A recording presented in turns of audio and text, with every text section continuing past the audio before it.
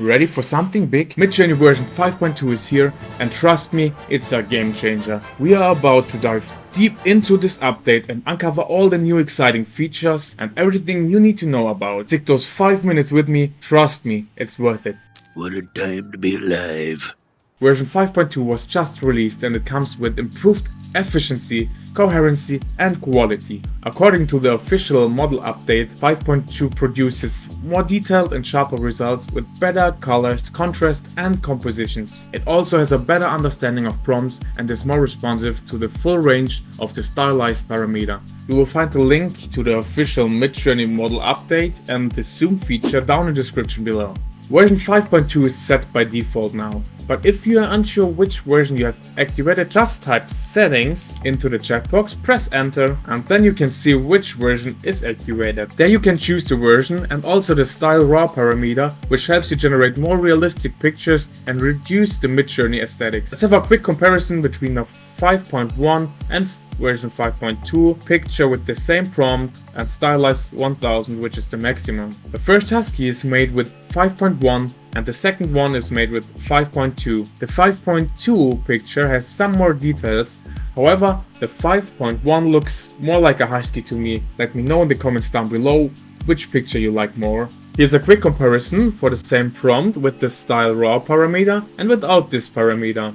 It's really worth trying both. Let's take a look on various other features. Once you upscaled an image, you have a few new options. We start with the most powerful tool, which is the zoom tool. You have 3 options and the first 2 options are obvious. Zoom out 2 times and zoom out 1.5 times. Fun comes into game if you use custom zoom, because it gives you various options. So if you click on this button, this window will pop up. Now you could change the prompt, you could change the aspect ratio. Keep in mind, MidJourney recommends to keep the zoom at 1 if you change the aspect ratio. And you also can choose the zoom number from 1 to 2. So this picture of Elon is in the aspect ratio 9:16, but what if I want him to be 16:9 for my long form video? So we click on custom zoom, we change zoom to 1 because it's recommended by MidJourney, then we change the aspect ratio 16:9 and click on submit. So we got from this picture to zoom out 2 times, we got those pictures, and zoom out 1.5 times,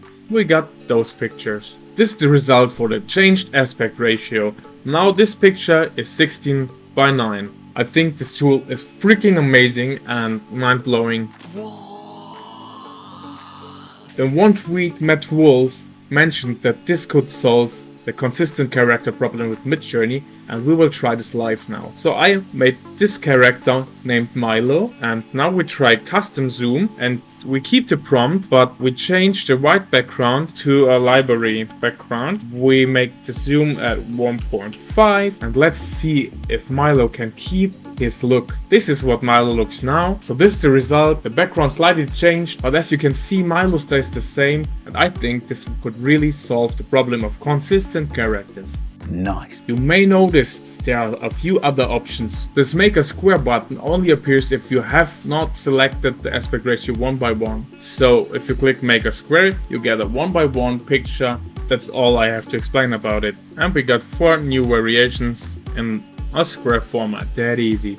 The other 2 buttons are very strong, which takes your picture and generates 4 new variations with a lot of changes, and very subtle, which takes your image and generates 4 variations with only slight changes. And that leads us to the last feature, which is the shorten command. So if you go into the chat and type in shorten, here you can see shorten prompt, click on that. I take this really long prompt, which I generated with ChatGPT. You can find the video right over here, just press enter. Then you get the important tokens, which are written in bold, and then you can also see which parts of the prompt are not that important, and you can generate with those prompts right away if you click one of those numbers. So I will go for 2 right now. Just click on 2, and then click on submit. Now it's generating this image. You can also click on show details, and then you can see the analysis of your long prompt. You can also just go with 5 and see different. So this is the result with the shortened prompt. This is the result with the really short prompt, and this is the result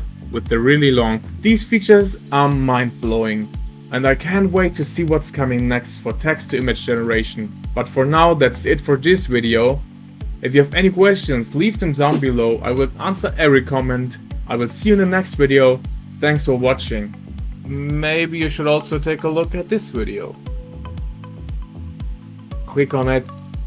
Please, I can't wait 10 years. Click on it. Okay, bye.